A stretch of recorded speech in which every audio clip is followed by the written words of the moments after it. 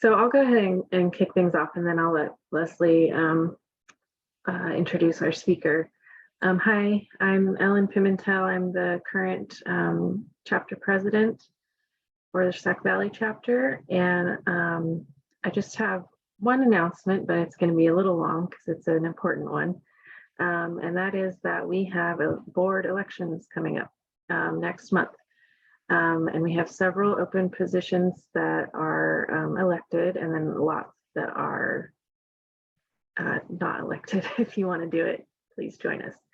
So I'm going to kind of go over the open positions briefly and let everybody know that this will also be posted on our website. It'll come out if it hasn't already in the e-newsletter, and you will also, if you're signed up to receive mail from us, like in your mailbox, like your physical mailbox, you will get a mailer. I put a link in the chat to sign up for our e-newsletter if you are not already receiving those. So we have, like I said, 4 elected positions that 2 are open, 2 we have candidates for. So we are looking for candidates. So if you are at all interested in the 2 open positions that I'll talk about in a minute, please contact us. You can contact me at president@sacvalleycnps.org.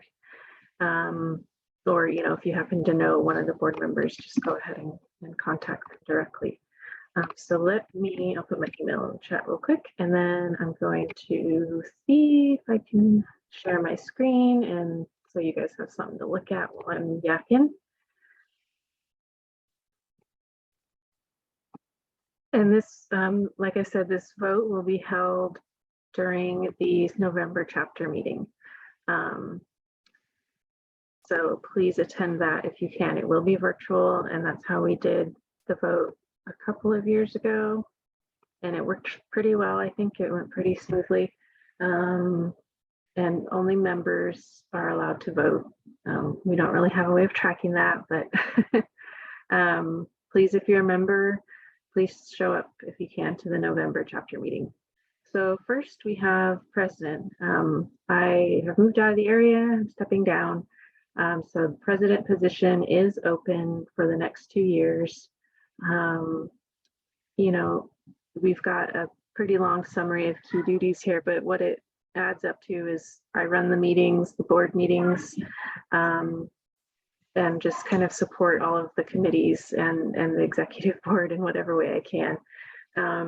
But we do have a set of bylaws that outlines exactly what the president's duties are. Like I said, those include attending board meetings, running the board meetings, chapter meetings, fielding lots of random emails that folks send, acting as signatory authority on fiscal items, acting as one of 4 elected officer voting members. I represent the chapter at events. There's the kind of other big thing besides running the meetings is this annual report to the state office that covers all of our activities and volunteer hours. I act as the delegate at the chapter council meetings, and then the president kind of just oversees and supports all of our different committees on the board. What else? Assist with recruiting, coordinating special meetings, preparing and sending correspondences, and maintaining records. So kind of just making sure everybody gets to do what they want to do. That's how I've looked at it. Is we have amazing volunteers on the board and in our various committees, and I've hopefully just helped them do all the really great work that they've wanted to do. And it's been a really great group of people to work with. So I highly recommend, if you're at all interested, you'll get a lot of support from people that have been on the board for a long time. You won't be just like flailing on your own or anything like that. So yeah, please reach out if you're interested. We also have our vice president position opening up. basically the vice president supports the president and acts in their stead if they're not available, attending all the meetings, acting as one of the 4 elected officer voting members, just with recruiting, supporting the committees, correspondence. And this is a good position if you're not quite ready maybe to look at president, and this is a really good one to kind of support everything that goes on with the board and the chapter. Next, our next elected position is secretary, and we have 1 person running, and that is Leslie, who has been acting as our secretary for the last 2 years, and obviously is temporarily taken on the programs chair, which is another position we'll be looking for help with, which I'll mention in a minute. And then our last elected position is treasurer, and we have Carol with them running to continue in that role as she has for many years, which we're very happy about. Real quick, we also have a number of committee chair positions that are open. We have just kind of brief little blurbs here. I won't go into the details too much. Basically, these are positions that we think are important and helpful to achieving our mission, and but they're not the only positions that could be available. If there's something that you are really passionate about and that you want to volunteer and help us out with, there's also, you know, opportunity to create your own committee. But we're looking for a conservation chair, an education chair, hospitality. We are hoping to get back to in-person events next year. So hospitality and outreach and publicity will be, I think, a real person-to-person kind of position that we're looking for. Another important one is the plant sale co-chair. Our native plant sales pretty much support the work that we do, all the other work that we do. They're really important, and obviously they're really popular. And we need somebody to act as a co-chair. So you'll be working with Chris Lewis, who's been doing this, and Robin at the nursery for years and years and years. So you'll have that support, and they just, it's a lot to coordinate, and it's a really good way to meet a ton of volunteers and members. So please consider that. And then programs, like I mentioned, Leslie has taken over for Ellen Zachary for the fall in putting together our chapter meetings, these programs where we get to hear wonderful speakers talk about all kinds of things related to native plants. So please, if you would like to help us out with that, we would really appreciate it.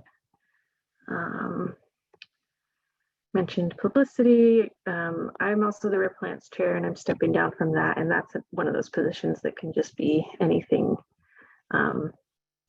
you want it to be, really. And I put a link in the chat for the newsletter. I'm going to stop sharing. Leslie, let me know if you think I missed anything. Maybe I went over it quick, but basically, please get in touch with us if you're interested, if you have questions about any of these positions. We'd be happy to chat with you. And yeah, like I said, it's a really great group of folks to work with. So we'd love to have you. Ellen, did we include those descriptions in the newsletter, in the mailer that's going out? Yes. Okay. Yeah. And I think they're also on our website as well. Yes, it'll be up on the website and in the mailer and in the e-newsletter. And but yeah, if you have more questions beyond what's written down, just give us the holler. Great, thank you, Ellen. Well, let's get started with our program tonight. Tonight we have Derek Bergheimer, who is going to be talking about container gardening with natives. He's actually provided his own bio, so I will let him do that. However, I am very excited to learn more about this. This is a topic that I think lots of people are interested in. You know, those of us who live in, temporary rental locations or may not have suitable soils for certain plants. This gives you another option. So very interested in hearing what Derek has to present tonight. Thank you. Hi, everyone. Let me get my screen shared.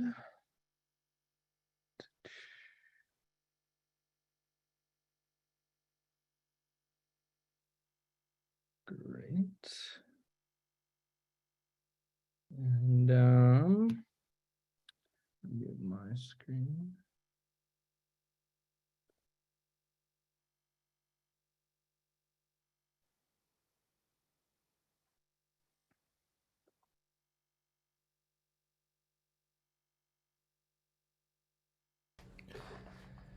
Okay, so welcome. This is Container Gardening with Natives through the lens of bonsai. My name is Derek Bergheimer, and I will be your presenter. Let's get right into it. Today's discussion, we're going to talk about my background. We're going to talk about getting started with native plant container gardens.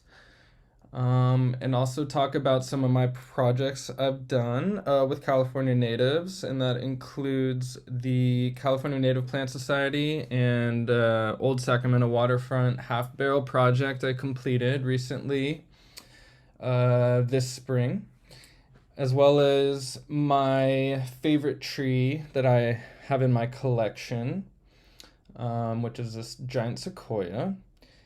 And then we'll also go through a bit of my collection and just some pictures, because who doesn't like to look at trees?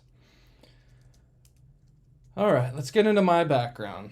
So I am from Southern California originally. I have been working in the music industry my entire professional life. And I have worked as an audio engineer specifically for Warner Music Group for the last 7 years now. It's a fun job. It's a desk job. I don't get to be in nature. So, you know, I have found great outlets through gardening and native plants and whatnot. And I've always been into growing plants and trees. I've had, I did the succulent thing forever. I used to have tons of succulents. I love growing plants. But it wasn't until around 2016 that my wife was starting to volunteer with the California State Parks Foundation. And she asked me to come with her to volunteer a couple times, and it was awesome. It's such a great time, and I can't say enough about the California State Parks Foundation and what they do. I encourage all of you to look into it a bit more and volunteer if you can. One of my favorite things that they do are volunteer camping weekends. So essentially, they trade off camping nights in return for, volunteer work. So you can go out on a Friday, spend the night, you work on a Saturday, you can leave or spend another night there. And it's always at a really cool state park, and you're always camping in a place where the average person isn't allowed to camp. So they're very fun. I would encourage everyone to volunteer through California State Parks Foundation. But anyways, I was volunteering there in 2016. And California Native Plant Society came to one of the volunteer days, and I think it was after we were done working and we were maybe eating lunch, and the second half of the day they put on a presentation about native plants. And it really just sparked my interest. I'd always grown up in California, but never really appreciated what, was around me. Even in San Diego growing up, we have the rarest pine tree in the world, in North America, the Torrey pine, in my backyard. And, growing up, I didn't appreciate that. But being in LA, there at the time taking this class, it was harder to find nature. It was a very urban volunteer. A lot of the times we were at Rio de Los Angeles or Los Angeles State Historic Park. Also did some stuff in the Gabriel Mountains in Santa Monica, but for the most part, It was pretty urban, so I don't know, getting to do those traveling camping days was really a great benefit. But anyways, yeah, it just was really eye-opening, and I wanted to get more involved and understand more, so started doing more outside of, California state parks and volunteering more with CNPS and going to various work days and things throughout the state, and continued to get involved at volunteering at or started getting involved at volunteering at nurseries. The first one I really got involved with was the Theodore Payne Foundation. That's in Southern California, if anyone's familiar with. It's one of the greatest resources for native plants. Definitely, I think, in Southern California. But yeah, great people there, and also great opportunities to volunteer. I've learned a lot through them, and they have one of the best manzanita nursery stocks I've ever seen in my life.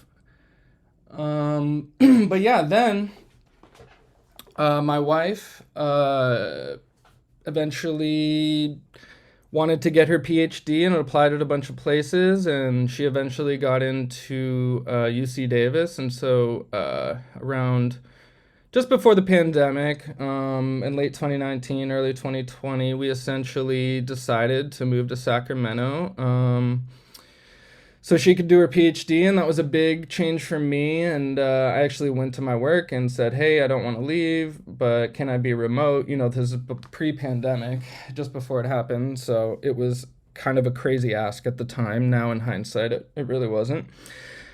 But they did agree, and Warner let me work remote up here, at least for 4 to 5 years while my wife was doing her PhD. And so we were able to move. And,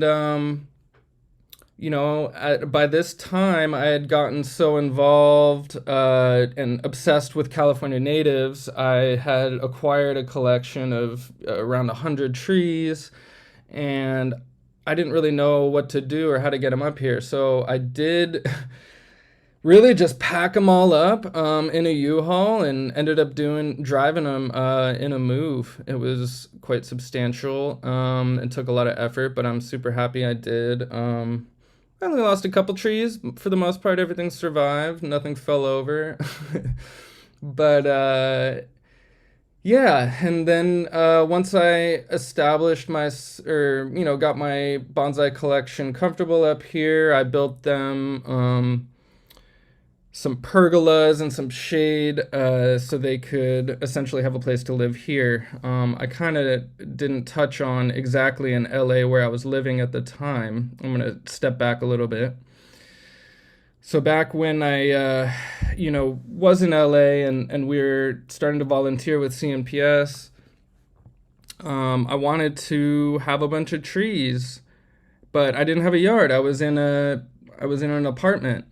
And it kind of discouraged me, and I was like, I don't know what I'm going to do, and blah, blah, blah. And I happened to take a trip down, in San Diego, if anyone's familiar with the San Diego Safari Park. It's part of the San Diego Zoo now.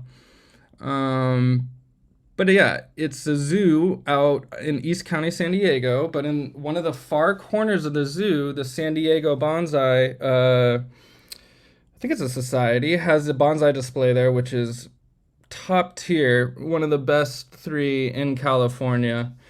And I had no idea. I stumbled across it. I walked in, and I pretty much had a religious sort of experience with bonsai in general, but this one tree that's a California native, and I'll get to that in the next slide. I'll show you. It was a coast live oak that's hundreds and hundreds of years old, and it struck me, and I had this moment where I was like, oh my gosh, I want to be able to have trees and native plants in a small compact form. And I didn't really know what that meant at the time. I was still in the apartment. Can I do this? Can I pull it off? But I said, I figured I'll try. Why not?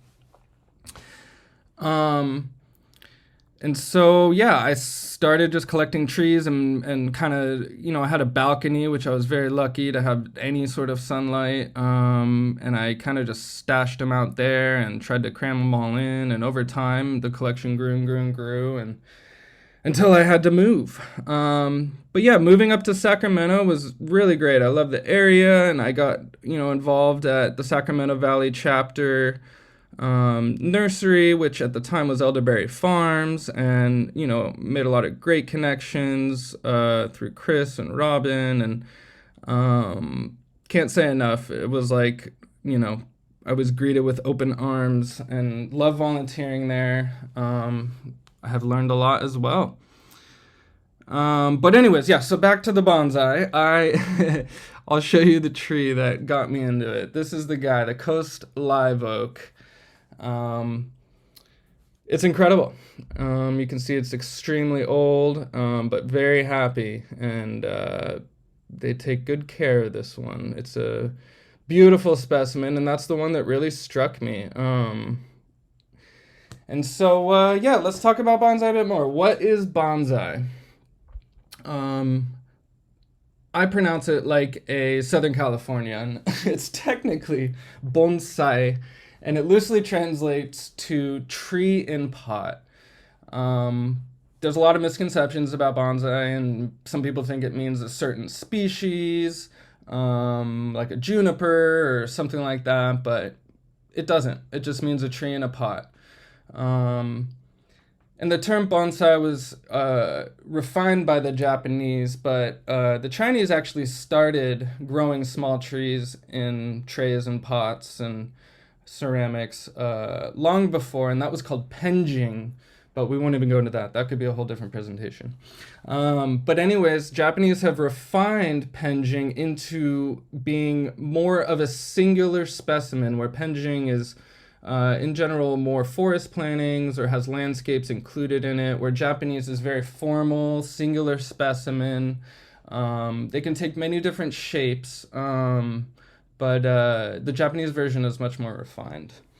And so it can be any wooded plant, really. Manzanitas are one of my favorite, not really considered a tree, but, great wooded plant that you can keep small. And bonsai has a lot to do with illusion and proportions. That's really what the goal of bonsai is tricking you or the viewer into making a plant look older than it really is. And there's many ways to do this. Pruning and both roots and foliage is one of the main ways.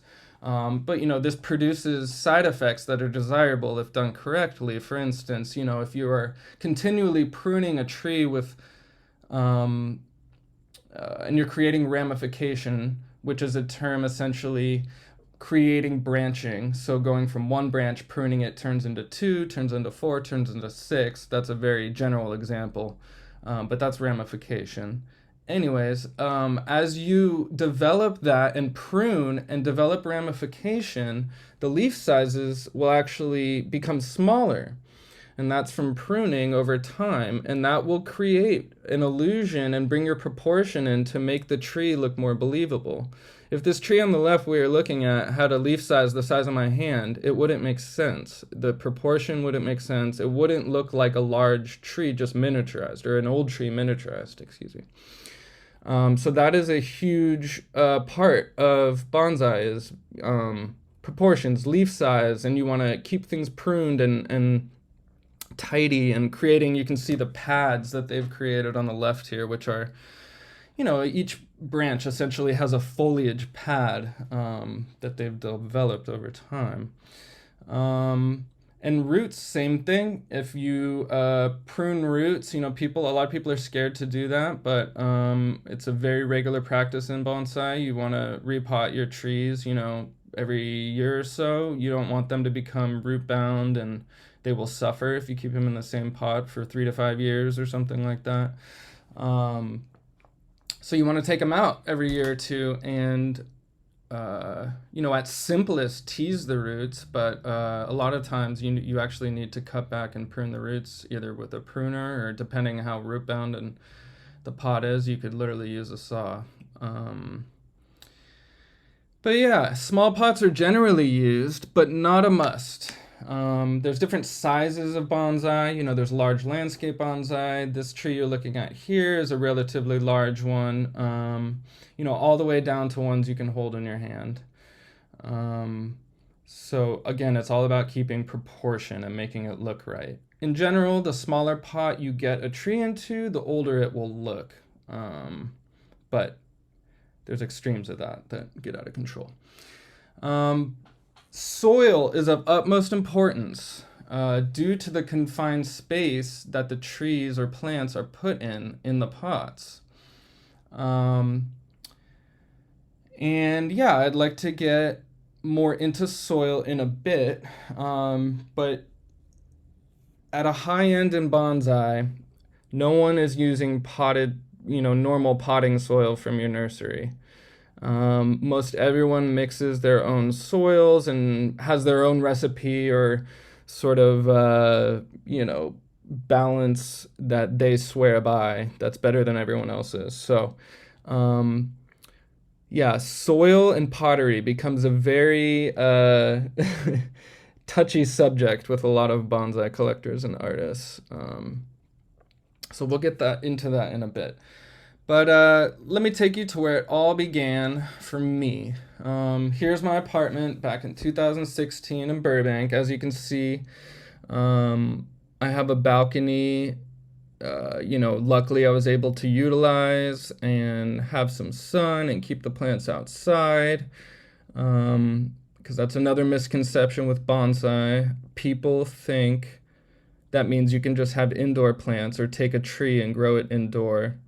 This is the farthest from the truth, especially with a lot of native plants. There aren't very many conditions in California I can think of in nature that mimic what happens inside of your house. Sunlight being the most important. But, there's many other things that are important that are overlooked, like airflow and, even insects and things like that. But anyways, yeah, I started small. I really just, didn't know what I was doing at all. I started taking bigger and bigger risks, on that top left picture of the singular tree, the Quercus dorata. I was just buying trees, and the same thing with the Arctostaphylos sunset. I would kind of just buy them and put them in the pot and see if they'd survive, and they did, and I wasn't taking too big a risk. But by the time I was getting more confident, below you can see a live oak that, I had picked up from a nursery, and cut it down. I think it was probably, I don't know, maybe 6 to 10 feet tall or something, and eventually just pruned it all down and trained it like that with guy wires. That's another principle in bonsai, using wires, to shape and prune, to shape your trees. You can also use pruning to shape your trees. That's another way to achieve that. But to do a bit more extreme things like you see on that live oak there in the bottom left tree, you can use aluminum bonsai wire. And then I'm also using, what they call raffia. It's essentially like Hawaiian skirt material, but it's to protect the bark against those wires. But anyways, I started taking more risks. You can see the Arizona cypress on the right, again, was a big old tree that I cut down to only maybe 8 inches there, 10 inches. And all these trees I still have, which is really cool. And I have some of these more mature current pictures that I will show you. Basically the trees that they did develop into. But as you can see here, I really didn't know what I was doing. I was experimenting and learning a lot. I still am, too. I want to stop and say, I am a student of bonsai. I am learning a lot every day. I don't even consider myself a bonsai master, anything by that means. I just like to experiment a lot and take big risks and collect a lot of trees. I'm more of a plant hoarder. So anyways, that being said, let's talk a little bit about getting started with native plant container gardens. No yard, no problem. Like I said last time, or last slide, I made it work, in my apartment. I had a little bit of balcony space, which I was lucky to have. And, maybe not all apartments have that, but maybe you do have a windowsill that you could get adequate light if it's south facing, for instance. But for the most part, you want to keep things outside if at all possible. But yeah, start small. You can see here, this is a manzanita that you can literally hold in your hand. It's not going to grow fast or crazy big in here in this small pot. That's another thing, that small pots will keep plants in general from growing too fast, or as fast as they would in soil, in the ground. And this is a good example of something you could have on a balcony or a windowsill, if you gave it fresh air and if it got enough sunlight and you were able to water it. It's a good starter. Manzanitas are challenging in general, but I say go for it, even if you're starting out.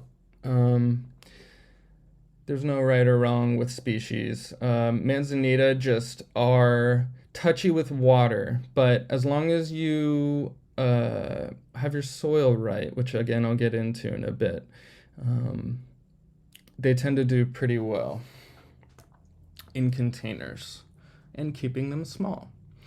But anyways, go to local nurseries. I suggest all your local nurseries, native and non-native.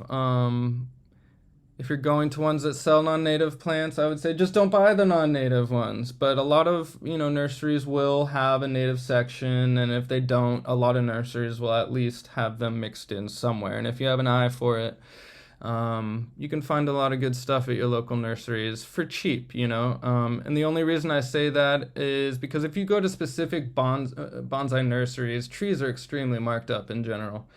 Bonsai trees can start at $100 all the way up to $100,000, if not $1 million. Obviously, those are the 1,000-year-old ones. But in general, bonsai nurseries charge a premium, and so I suggest just starting. Even if you do want to get into bonsai or any sort of things like that, just check out all the nurseries and see what all the availability is. Because when I started, I felt like I had to go to these bonsai nurseries to get bonsai stock, and I really thought about it after, in hindsight, like what is bonsai stock, or like what, they're all just trees and plants. It's what you do with them and how you shape them. So also know your sun exposure. That's what I was a bit touching on earlier. But wherever you are, whether you have an indoor or outdoor spot, you just need to have good sun.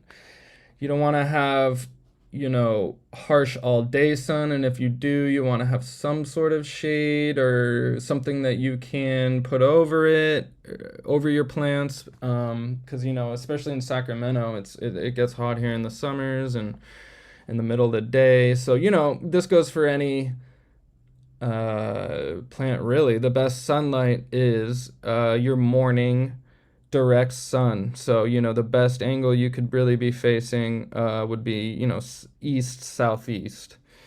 And most California natives, do fine with direct sun, but again, once you hit the summer in Sacramento, I'd suggest at least having shade from noon on till, at least well into the evening, because it gets so hot. And then, again, choosing the right soil ingredients. So let's get into it. Let's talk about soil. I'd say that's one of the most important parts about container gardening. And here are my main soil amendments or components that I use when making my own soil. And let me kind of just back up here. you don't have to make your own soil. Don't get me wrong. To get started, I don't want this to discourage you because I am a little bit obsessive about this stuff. So you can definitely get, decent quality soil if you know what to look for. Just in general, the potting soils sold are way too composty. There's too much organic matter. This not only, it just causes a lot of problems. It doesn't drain well, but in addition to that, it retains water for too long. The positive of that is you don't have to water as often, but the negative of that is you're constantly putting, trees in harm's way of getting root rot and having excessive water issues. And it's extremely hard, at least through my experience, I've found, to get the watering right when you're using soil that is too much compost or organic matter. So you can find good soils out there that are pre-made. They even sell bonsai soil in particular that's pre-made, but they're very expensive, and that's the reason I mix my own. Is it's much cheaper, and I can kind of tailor it to different plants as needed, sort of the mixtures. But if you are looking for pre-made soils for cheap, the best route are the sort of quote-unquote cactus mixes. They tend to have the most aggregate and drain the best. So yeah, if you had to go that route, I would suggest that. Otherwise, I'm going to let you know what I like to do and for what reasons. I like to use a combination of these four things, these four categories. So there's aggregates and there's organic material. Aggregates being, just rocks that don't have any sort of plant matter. So lava, pumice, akadama is one that is not very common, but in the bonsai community, it is arguably the number one soil used. Biggest negative is it's ridiculously expensive. But what akadama is it's essentially hardened clay from Japan that they put into ovens and fire super hot. And so it makes these little pebbles, similar to pumice, you can see on the right. But the akadama on the left is a clay product that will eventually break down, given enough water and pressure from the roots of the plants and everything. But that's why people like it. They like it for the fact that it does break down. It can create room in the pots as the roots grow. They like it for water retention. It holds water very well, but does not have any organic material in it, which is like a win-win. Because really, what we're trying to do here with the soil is create a container that's wet all the time. Plants want water. They want to be able to access water all the time. But they want to breathe too. I never thought about roots as essentially part of the lungs of a plant. I always thought they were essentially just taking up water and nutrients. But a huge part of plants and transpiration and the whole process is the roots being able to breathe. And so if you're in water, if the roots are sitting in water or waterlogged soil, they can't breathe. And so it's kind of this balance you need to strike. And it's tough when you're using high organic soils to strike that balance of enough airflow to come through there, but also not too much so that the roots dry out. And basically that means we need to leave enough water retention, but we don't want root rot. So using all this aggregate is a good solution I've found. I've killed enough plants to figure it out. I probably should have just listened to the bonsai guys at first, because they told me you could literally just plant a plant in lava only. You don't even need anything else. You don't need organics. You don't need pumice or akadama. And that's, I'll say that advice to you. I agree with that still to this day. It holds true.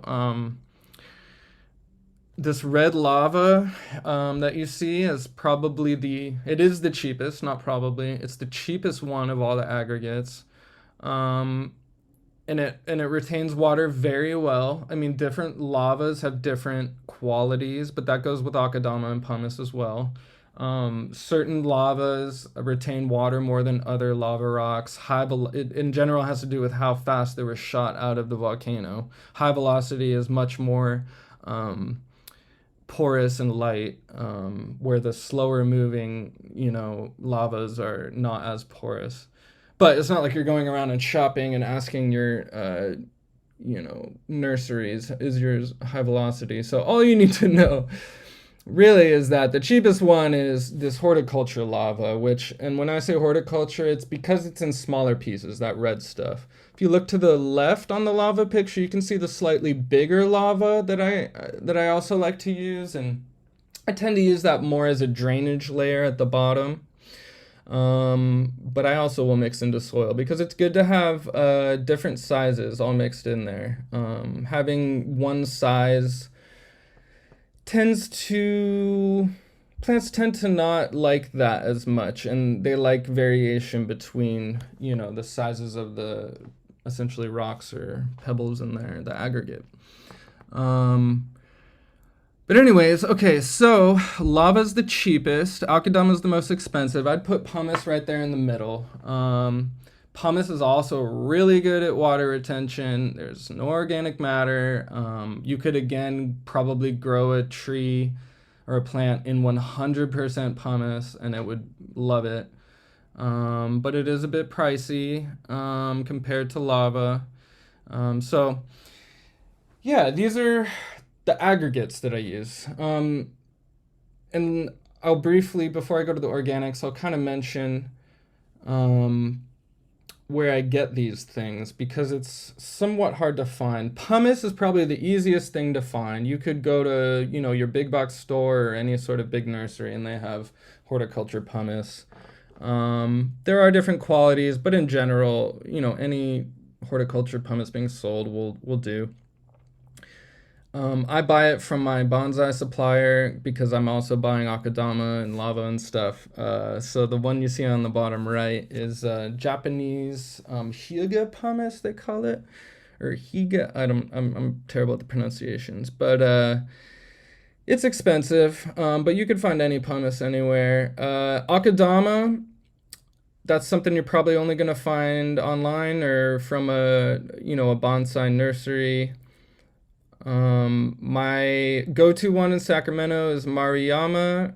It's down in South Sacramento-ish by the Executive Airport.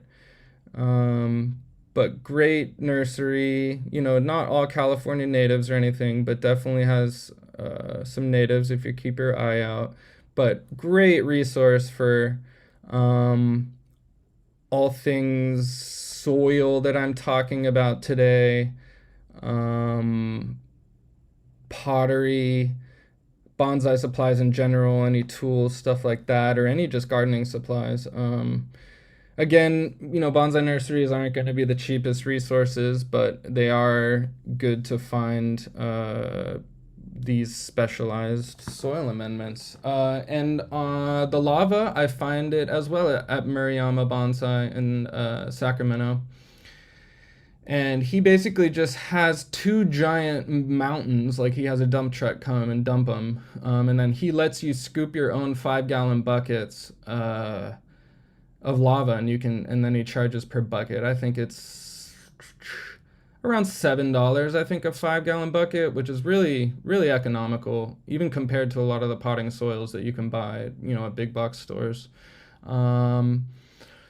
So yeah, for that same comparison, a 5-gallon bucket of the lava, $7. The pumice, that bag you're looking at right there, is probably half the amount. It's not quite maybe 2/3 the amount of a 5-gallon bucket, and that one's $17. And then the Akadama bag in the bottom left, that's about the same amount, maybe 2/3 of a 5-gallon bucket. And that thing is 30 something dollars. So you can see how it gets very expensive quickly with Akadama.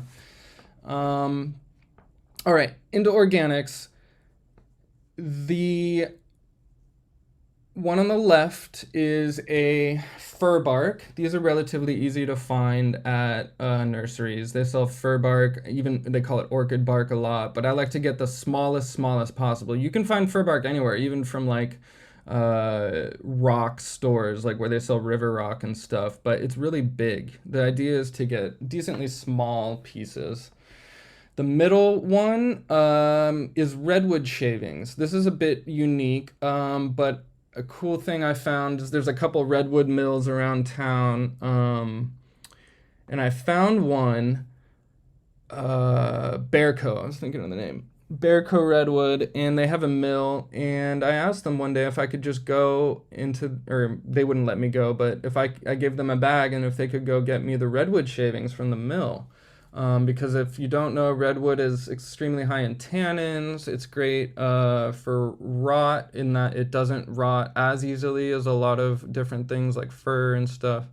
So I've been using that as a soil amendment as well. And they're almost like pencil shavings. They're really, they look big there, but you can kind of just crush them up like, pencil shavings, and they kind of make into smaller pieces. But even those bigger pieces I've used in larger plantings and stuff. And then the one on the very far right, that very dark stuff, that's just your good old compost, just like you would get from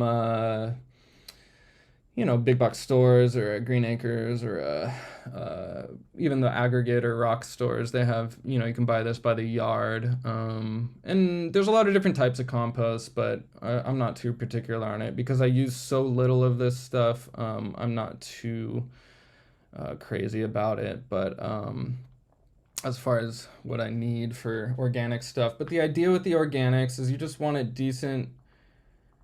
You don't want it too big and you don't want it too small. You want the right size to where it still has drainage. If it's too small and really sandy and, small pieces, it can clog up drainage. And on the other hand, if things are too big, you're getting too much airflow through there. Really my favorite size is like the best size is like that Akadama and pumice down there. And what I do to kind of get the sizes I want is I will sieve. I'll use a sieve to basically get the size I need from, if there's a bag of bigger stuff, I'll sieve it down to whatever I need. And it's a crazy amount of work. Most people won't do it, but it helps a lot, both for getting big pieces out and letting the sand fall out. It gets you kind of that perfect size. And here in this next picture, I'll kind of show you my sieve kit. Collected it over time, but these are meant more for bonsai and horticulture. These are meant more for your kitchen, but I found even these finer ones like for flower and stuff are really good at getting rid of that sandy stuff at the bottom. And you're left with essentially what you see here on the right. And that's a pretty good general mix of what I'm commonly doing, but it's not like I make this same soil mix every time for every single plant. Sometimes I'm lazy and I literally just throw the red lava in and call it a day. But I would say this is some of the more choice soil I would mix. As far as being good for a bunch of different species. And most plants would do well in that, and it's very hard to overwater in this soil right here. But I'd say the sort of ratios in this soil are really about 10 on the low side to maybe on the high side 20% organic material. As you can see, it's really just these like sort of red and orange dots of the redwood shavings and different bark pieces. That is the organic matter. For the most part, it's the Akadama, pumice, and lava.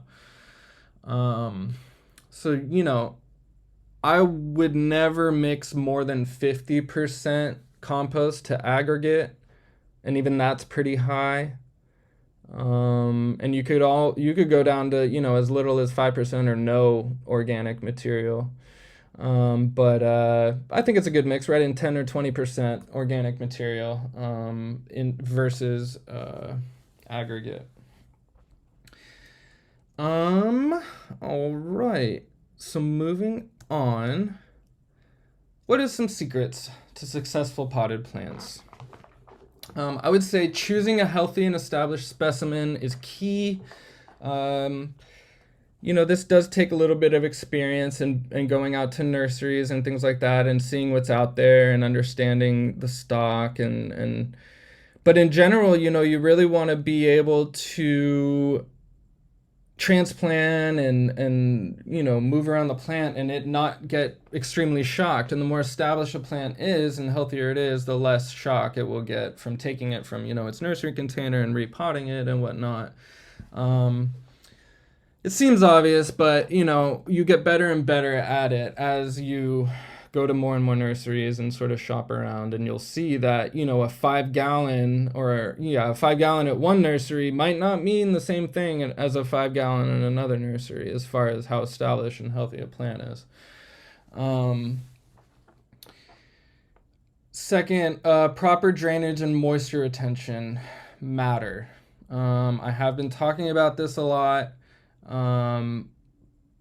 But this is the biggest thing that I've found as a sort of secret, if you will, to being able to grow some of these plants that people say are hard to grow. Like a manzanita is a perfect example. When I first started getting into bonsai and container growing, everyone said, "You're stupid, you can't do manzanitas, they'll never grow." It made me want to do it even more, but I killed so many in the process, don't get me wrong. But manzanita is a great one to where it could pretty much grow in just aggregate. And I figured that out that, most people would say that you can very easily overwater a manzanita, and this is true, but if you have the soil like we're talking with very little organic material, the trees, the manzanitas, they really love water. They want water, just like any other plant. They just don't want to sit in it, and they want the water to drain away. And so that's a huge deal. Having good drainage and very little organic material. I briefly touched on a drainage layer, but I think that's, another good secret or key. Is that whenever you're potting a new plant, put a layer at the bottom that is in general bigger sized aggregate than the soil you're using. And if it's not bigger sized aggregate, just make sure at least it's 100% aggregate. That way it's just not stuff breaking down at the bottom of the pot. It really just allows the drainage to continue over time, even if the roots kind of grow into it and maybe even grow out the hole at the bottom. Which again, you always want to be using pots with holes 100%. I did not mention that, but you will not get any drainage unless you have ones with holes. The more holes, the better. But even if the roots are growing out that hole, it won't be sitting in rotting organic matter. It'll at least be an aggregate. Watering methods. I tend to water every day. That's a good rule of thumb. And most people will be like, "Oh my God, that's too much work. That's crazy." But that's because most of my trees and things are in small pots. So the smaller pot you put your tree in, the more you're going to need to water it, the faster it's going to dry out and things like that. When it's 110 here in the summer, sometimes I got to water it twice a day. You water it in the morning, by noon, those pots get pretty dry. So it can be a very tedious sort of full-time job. But I err on watering more than less because of the soil makeup that we've been talking about.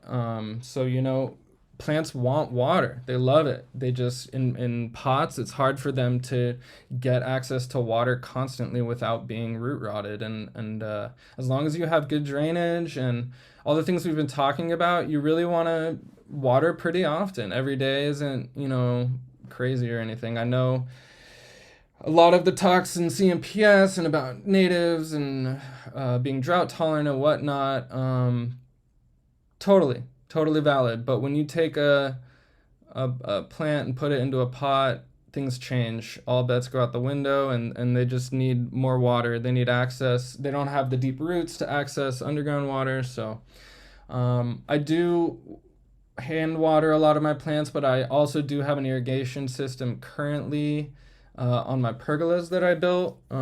Just that way I can go on vacation and everything doesn't die. But hand watering is the best in general. You want to fully saturate everything and then, somewhat let it drain out and let the water escape. You don't want that water hanging around.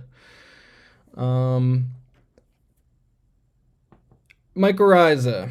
That's the next thing that is somewhat of a secret or something that I've learned along the way. And let's get into that. Mycorrhiza in general promotes much healthier roots and plants in turn. So, mycorrhiza, what is it? Mycorrhiza is a symbiotic association between a fungus and a plant. So if you see the snow plant on the left, if anyone's familiar, it's one of my favorites in California. It's actually a plant that does not photosynthesize. It cannot photosynthesize.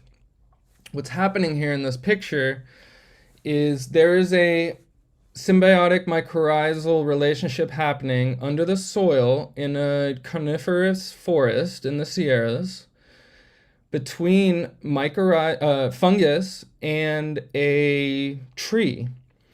And what this plant does is it's a parasite, but it sticks onto that mycorrhiza relationship and is able to get the energy it needs to survive without having to photosynthesize. So really when you see these, you just know that there's a very healthy mycorrhizal network going on underneath the plant. It's not mycorrhiza itself, it's not a mushroom or anything like that, but it's a very unique plant that is adapted to essentially get all its nutrients from the mycorrhiza underneath. So it gets really complicated. I'm not a scientist, but I do know there's two types, endomycorrhiza and ectomycorrhiza. And it roughly just means that in endomycorrhiza, the hypha, or essentially the little filaments of the mycorrhiza network, penetrate the plant cell walls and the root walls of the roots.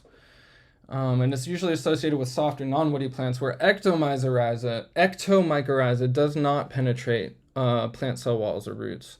And it's usually associated with harder wood plants and trees. Why does this matter?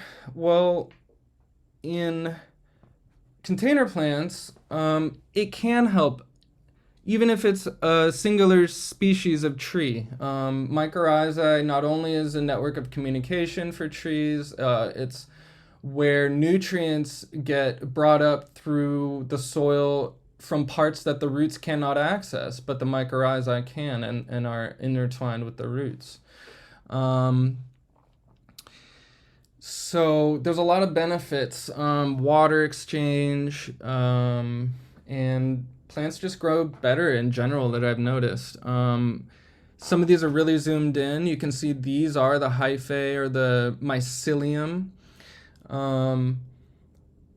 Mycelium, I just think about it as sort of the roots of the fungal network, whereas the mushroom is the fruit of the fungal network. And so these are always constantly around us in nature, whether you see them or not. If you're in a healthy environment, ecosystem, only when the right conditions happen will the mushrooms fruit and pop up. But anyways, these are super zoomed in pictures so you can see how they spread, and they're sort of intertwined with the roots. It's actually hard to see, but like that's a root right there. There's a root down here. This one you can't see as many roots, but it's kind of clumped around this one, and there's another one coming out here. This is a really root-bound one that's about to be transplanted that you can see the healthy mycorrhizae growing on. Same here, you can see the root growing out and the mycorrhizae all around it. There's some more roots down here in which the mycorrhizae are latching onto. And so yeah, it's been something I've been experimenting with, but something that's hard to source that's native. You can find mycorrhiza products everywhere. It seems to be almost a new fad, but I found someone, and it's this nursery, Floral Native Nursery in Chico, and they actually sell mycorrhizae tablets. They almost look like tums or something, and then you can break them down into smaller pieces, if you're doing small little pots or something. And you can kind of just stick them in your plantings, and they contain 13 species of endo and ecto mycorrhiza, so you don't have to worry about what you're getting, and kind of just throw it all in there. More is kind of better. Yeah, so I'd suggest if y'all are doing container plants to pick up some and throw it in there. And then, in a year when you go to repot your plant, you'll see, did any of that mycorrhiza take off? And I've definitely noticed through experience it helps a lot more. And it's really not that much. I think it was like $10 for 50 tablets, and that lasted me like years, or a year or something, of, probably 60 replantings or something. But anyways, I want to talk more about our local nurseries or places to source growing media and plants. Green Acres, love it. It's a bit of a, bigger sort of chain, but it is locally owned. And I'd say the best part about Green Acres is you can return plants, dead or alive. You got 1 year. So if you kill them, bring them back. All you need is the root ball and proof of purchase. They don't have all California native stuff, obviously, but going to Green Acres and buying only their native stock definitely encourages them to buy more, which encourages wholesales to grow more. So I don't think it's a bad idea.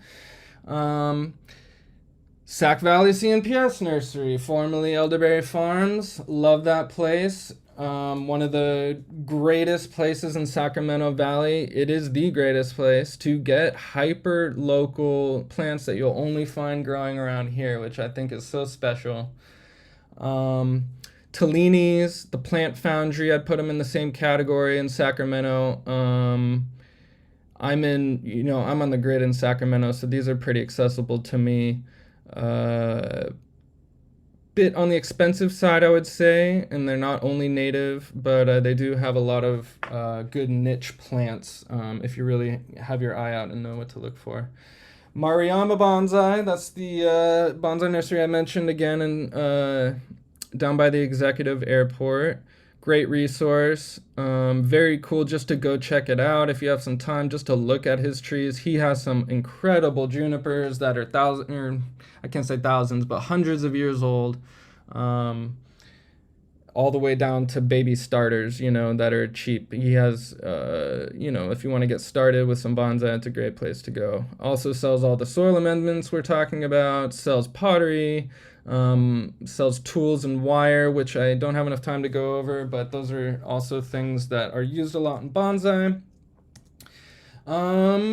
All right, I'll quickly go through my California native container garden projects. First off, the city of Sacramento, specifically Old Sacramento Waterfront, came to Chris at the California Native Plant Society Sacramento Valley Chapter Nursery, asking if we could help them, CNPS, do a container project with only California natives in half barrels. And I had been volunteering at the nursery, and I think blabbering my mouth off enough about, bonsai and my container gardenings that essentially Chris came to me and asked me if I wanted to do it. And I said, totally. And I was initially given this map by our friend at Old Sacramento Waterfront. He said, this is basically where we want to put them. And so my initial job was, mapping out the locations, the sun exposure, trying to figure out what would work in each location. I wanted to create essentially then a dream plant list based on inventory I could find online at nurseries, and then I would have to actually go to nurseries and really see what it looked like and what was actually available. But to, really seek out the best specimens to make them look good for the old Sacramento waterfront. So I did eventually, decide. They had a pretty good budget, so I wasn't really skimping on plants at first. I was like, oh, should I put 1 plant or 2 plant per barrel? And I was like, hey, let's just do as many as we can squeeze in there. So a lot of the barrels have about 5 to 7 plants per. There's 130 plants total. I think we ended up doing 20 barrels in phase 1, which we'll see if there's a phase 2 coming. But yeah, there was a lot of challenges with it too. I was very worried about watering. I told him, if there's not irrigation, these are going to need to get watered all the time. As much as they're native, they need watering containers, and he understood. So basically, there's a volunteer water force now of business owners, the church down there, a couple other different things. But that's one of the hardest parts is inconsistent watering and volunteers doing it. The second challenge is really just the public. There's a lot that goes on down there, lots of trash thrown in them, people throwing up in them, drunk people, abuse by whoever, pushing them over. So stuff like that, I just knew was going to be an issue and told them about that, and they're well aware. So, those are just my main concerns from the get-go. But yeah, I just started doing it, really. I started mixing the soil just like we talked about. I did a little bit heavier compost in this one, probably closer to 50-50 like I was talking about, knowing that there might be times where it's not going to get watered for a couple days. I wanted a bit more soil retention, or water retention. I then really was worried about having the barrels down there and then having to take all my soil and all the plants and plant them, so I convinced them to drop the barrels off at my house so I could just take my time planting them. But then came the part of how do we get them back there, which I'll get to. But they dropped the barrels off, and you can see here I have my mesh screens on the left that I use for all my bonsai. I just buy a big roll and then cut it out of that, but it's basically to just stop this stuff coming out the holes at the bottom. And then I also fed wire through those holes to basically tie down the big 5 gallons that are going to go in the middle, because I decided on a 5 gallon in the middle and then 1 gallon's all surrounding it. Also you can see here this drainage layer. This is what I was talking about. This is before I put the soil in. I just put a whole layer of lava, and I use pretty much all lava for this just to stay cost efficient. So yeah, here's me getting started. You can see the plantings, Toyons going in on the left, Manzanita on the right are the big 5 gallons, surrounded by, in the middle here is a monkey flower, some blue-eyed grass, poppies, there's a Manzanita emerald carpet behind it. The picture on the right, that taller Dr. Hurd Manzanita 5 gallon is surrounded by fuchsia and coyote bush and some more monkey flowers and poppies, it looks like, going in. So this is them all done. After I was done planting, I had to sort of label everything and know where they were going to go. They all had flags with their positions, but it was kind of like, ta-da! But how do I get them there? Luckily, I had a friend with a trailer, and he was nice enough to donate his time. And we drove him down to Old Sac. It was like a little Rose Bowl float or something. But yeah, here's them installed. You can see on the left, there's a Manzanita with a red monkey flower, sticky. Some Juglans grass, fuchsia, some poppies, island snapdragon, and a ceanothus. That's the left picture. The middle one, we got more ceanothus, some Sonoma sage, a nude buckwheat, some monkey flower. The picture on the right, we have some ferns, strawberry. I think there's a rose in the middle. That's a woods rose. And then the alum root, and a monkey flower, I believe, to the right. Some coffee berry on the left, the flax starting to bloom. There's also a red buckwheat about to bloom and some coyote mint. You can see the barrels on the right. It's a good perspective of what they look like downtown. So yeah, quickly, I will get into my favorite tree and some of my collection. So giant sequoias are my favorite. The one on the right is one I started from seed. The one on the left is at Murayama Bonsai, and I drove up there on my first time ever visiting after I'd moved here. And I walked up to him, and you park right behind where this picture was taken. This is essentially his parking lot where he dumps all the lava too, you can see on the right. And I walked up to him and I said, "Is that a giant sequoia?" Because I recognize it. And he said, "You're the only person who's ever asked me about that tree. I've been trying to get it out of my parking lot for years. Do you want it?" And I said, "How much?" And he sold it to me at a really good price, I thought. And so I said, "All right, I'll train it into a bonsai." And so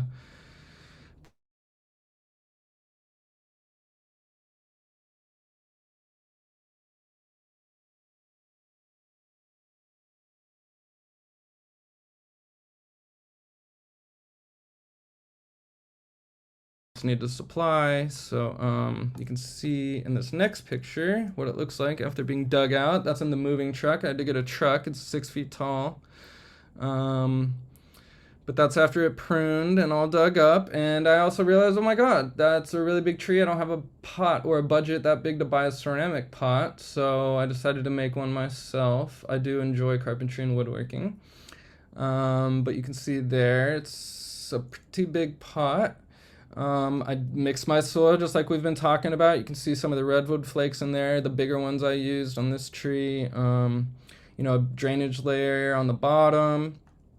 This did have irrigation. I hooked up through it. Eventually a drip system went into it. And this was installing it. You can see on the right, that's it finished after putting it in. You can see essentially putting the dirt in here on the left. And that's what it looks like 2-3 years later now. This was it right after being planted. And there it is now. That's it at night on the right.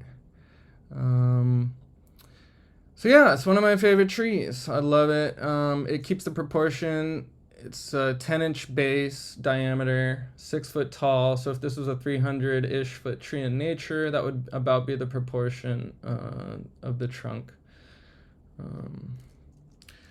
So I would just quickly at the end here go through a couple last of my trees. I did run out of time labeling in these next couple slides, but these are labeled well.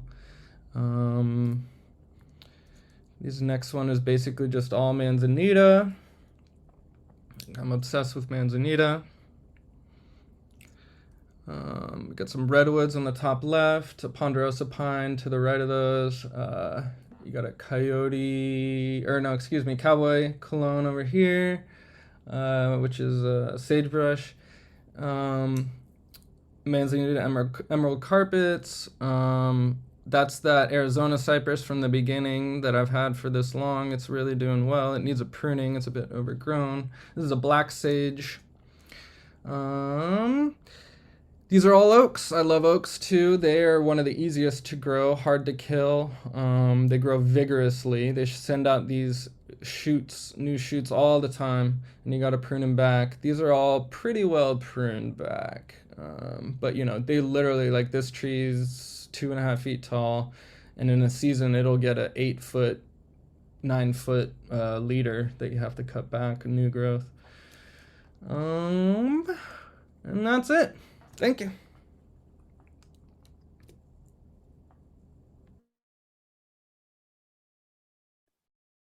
Thank you, Derek. That was great. I think everyone really enjoyed seeing all of your bonsai. We did have a few questions come in, and if anybody else has additional questions, please feel free to put them in the chat. Somebody had questions about growing elderberries and red buds in Sacramento, and whether or not can they be grown in a pot, and if they are, would it be better in part shade versus full sun? It sounds like they have some south-facing sun. I'll say yes to the you can grow those in pots. I have a couple Western redbuds. I do have some elderberries as well. I'd say it's a good idea just to have shade for really any plant, especially in a container, to have shade in the afternoon. Direct sun all day is just going to be rough on any plant. I mean, unless it's a cactus or something, a desert tree. So if it is south facing, try to get it in some sort of position where it can get afternoon shade if possible.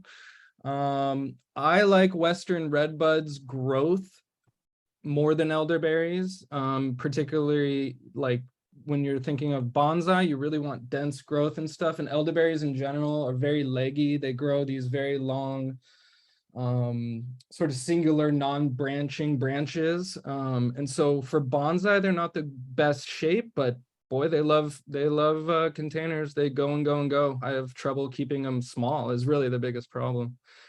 So yeah. Cool. It looks like somebody had a question. This might be not entirely related to growing in pots. It looks like they had a mildew issue on a coyote brush plant. Small black spots on all the leaves. Leaves are also more yellow than the wild specimens that they see.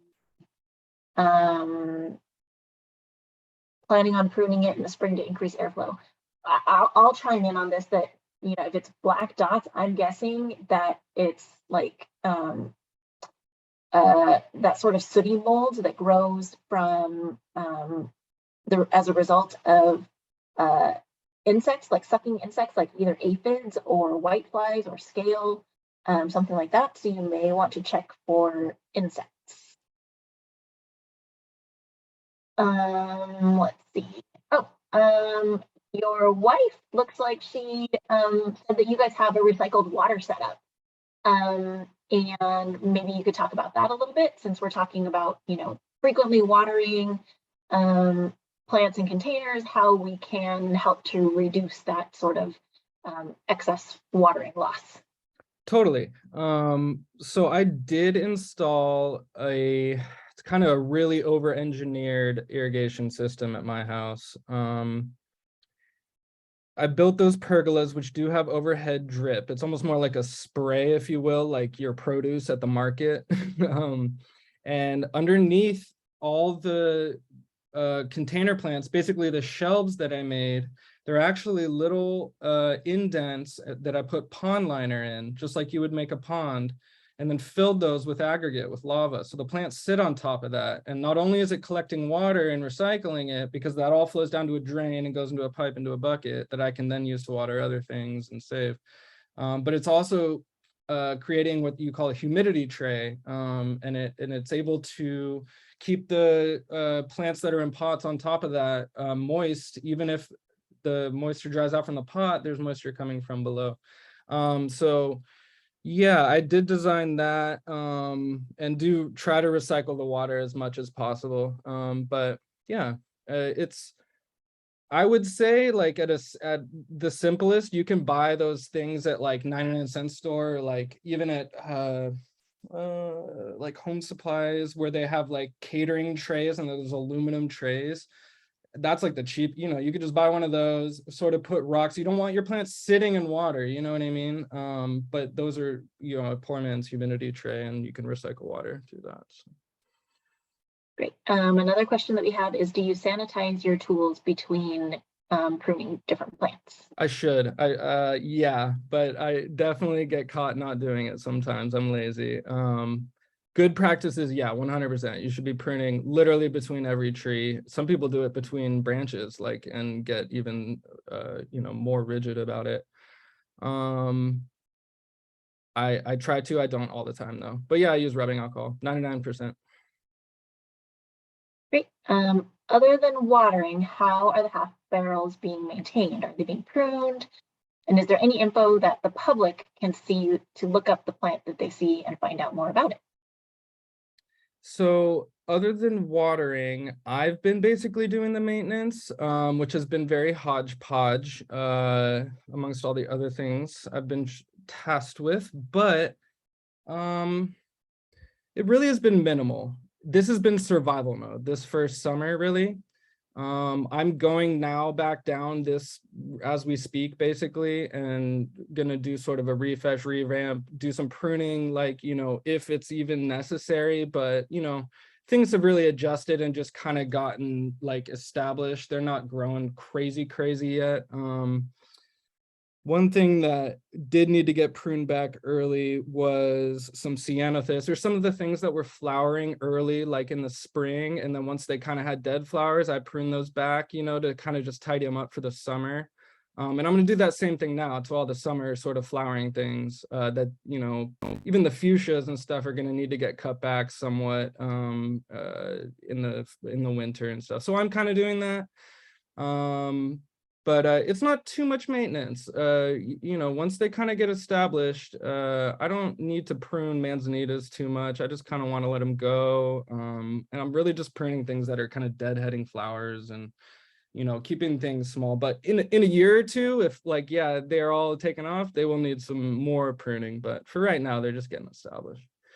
And I actually had a question. So did you leave the plants in their original containers inside of the half barrels? No, and that's a really good question. I had thought about that a lot. And actually, Brian over at Miraday Nursery, if you know him, he's the nursery manager over there, but he suggested that to me, and I didn't end up doing it only because, I don't know, I kind of nerded out over the mycorrhiza and stuff, and I just want everything to like live like symbiotically in my mind or something. But it is a really good idea in that if things are doing bad, you know, you can replace them really quick, and it protects each individual plant from getting overrun from other ones. You know, if you put a yarrow in, that's a huge rhizomatic spreader or something, next to maybe a sticky monkey flower that isn't, you know, there's a good chance in a couple of years that yarrow is going to take over. And so that was the other reason that he said you should probably do that.